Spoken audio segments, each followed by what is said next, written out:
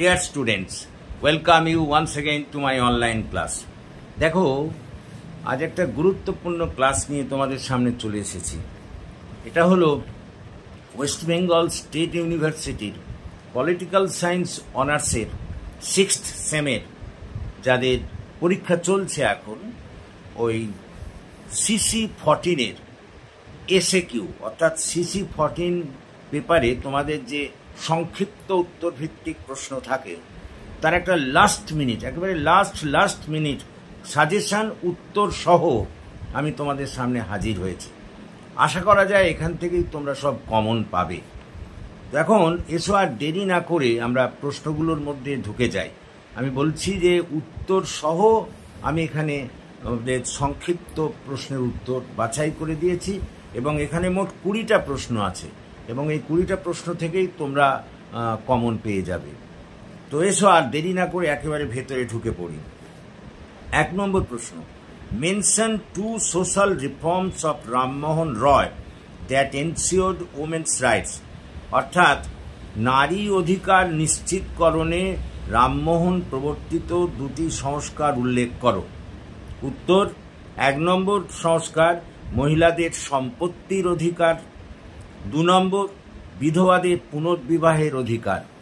এই 2টি বিষয় নিয়ে রাজা রামমোহন রায় আন্দোলন করেছিলেন মহিলাদের অধিকার প্রতিষ্ঠা করার জন্য। 2 নম্বর, name 2 books written by B R. Ambedkar, অর্থাৎ বি.আর. আম্বেদকর রচিত 2টি বইয়ের নাম করো।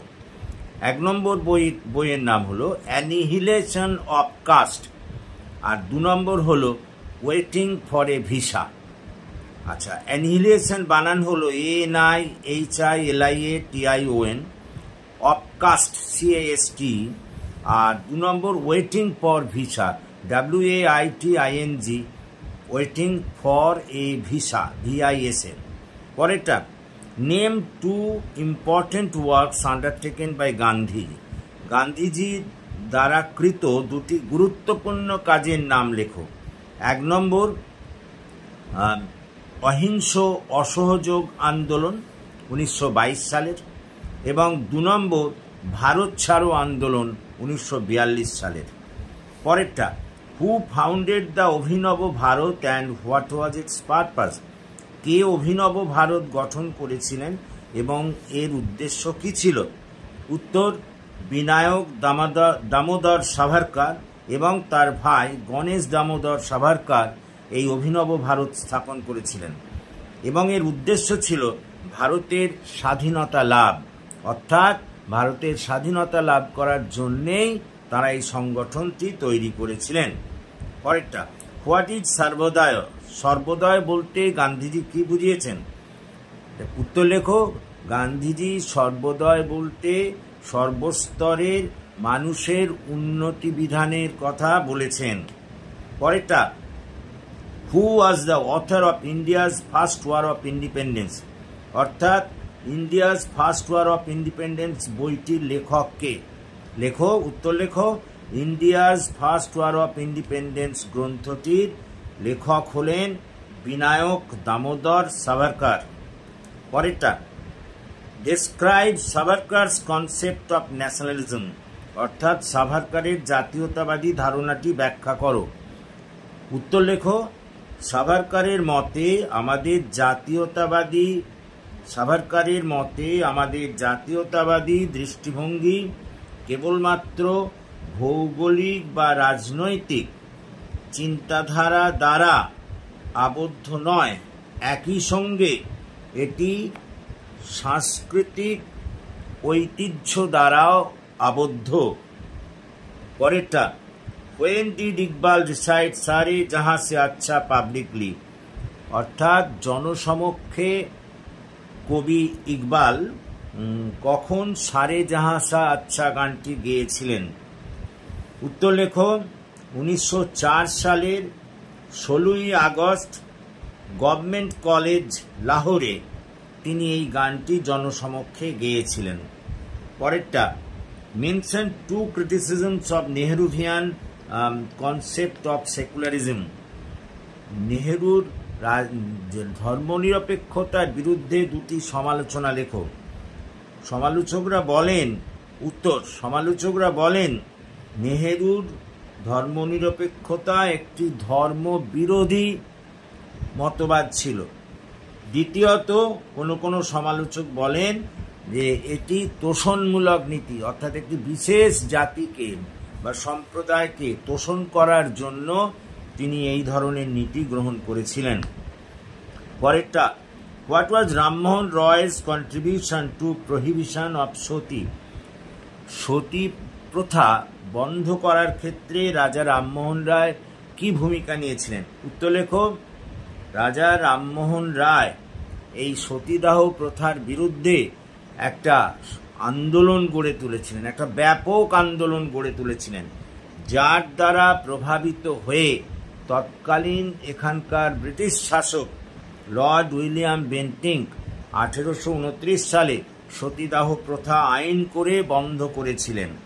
পরেরটা, name 2 books written by Swami Vivekananda. Swami Vivekananda রচিত 2টি বইয়ের নাম লেখো। 1 নম্বর লেখো উত্তর, the powers of the mind. 2 নম্বর লেখো মেডিটেশন অ্যান্ড ইটস মেথডস। আমি বানানগুলো বলে দিই। The powers POWERS of the mind MIND। আর 2 নম্বরেরটা meditation MEDITATION, meditation and its methods METHODS। এই 2টি বই স্বামী বিবেকানন্দ লিখেছিলেন। পরেরটা, what is mint satyagraha? Satyagraha বলতে কি বোঝো? লেখো। প্রকৃতপক্ষে সত্যাগ্রহ শব্দটির অর্থ হল সত্যের প্রতি আগ্রহ।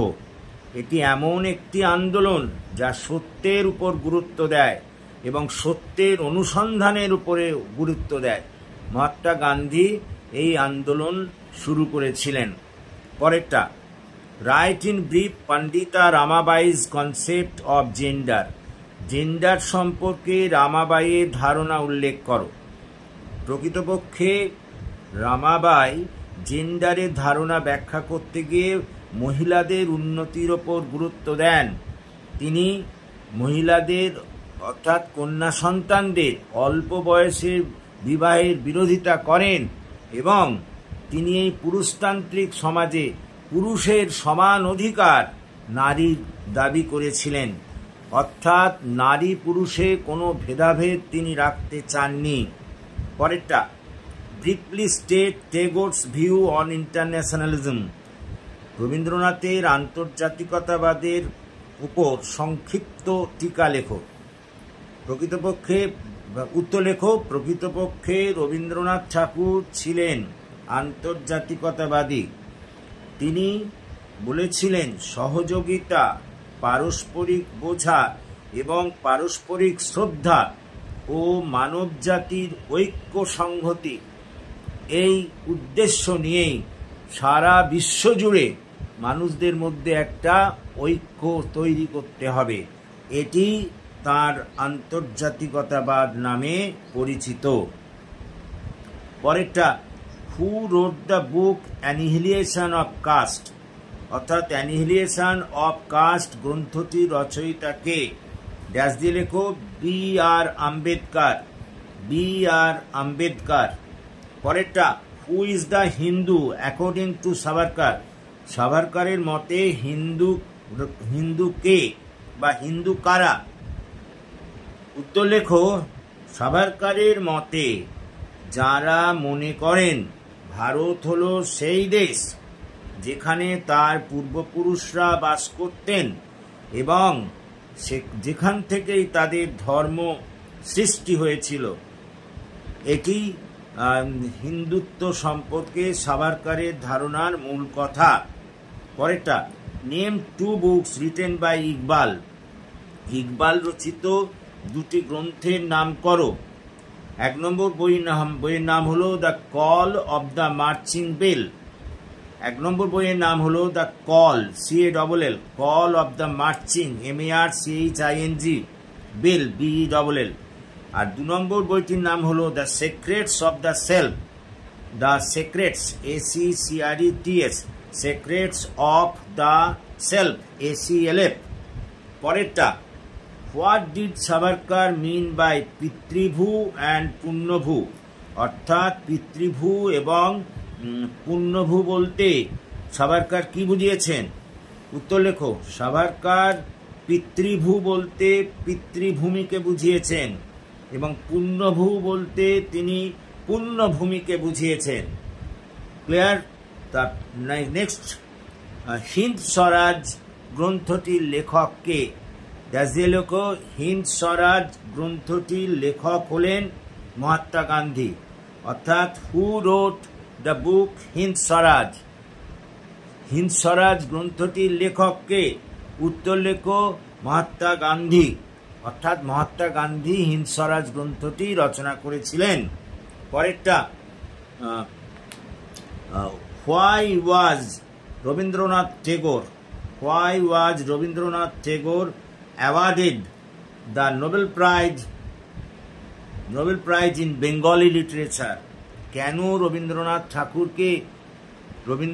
ঠাকুরকে নোবেল পুরস্কার দেওয়া হয়েছিল বাংলা সাহিত্যে? লেখো, রবীন্দ্রনাথ ঠাকুর গীতাঞ্জলি নামক কাব্যগ্রন্থ রচনা করে বাংলা ভাষা ও সাহিত্যে যে শ্রেষ্ঠত্বের নিদর্শন রেখেছিলেন তারই স্বীকৃতি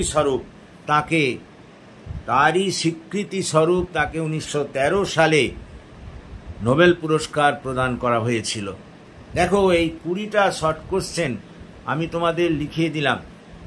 এটা এক্সপেক্ট করতেই পারা যায়, এটা তোমরা মনে করতেই পারো, আশা করতেই পারো।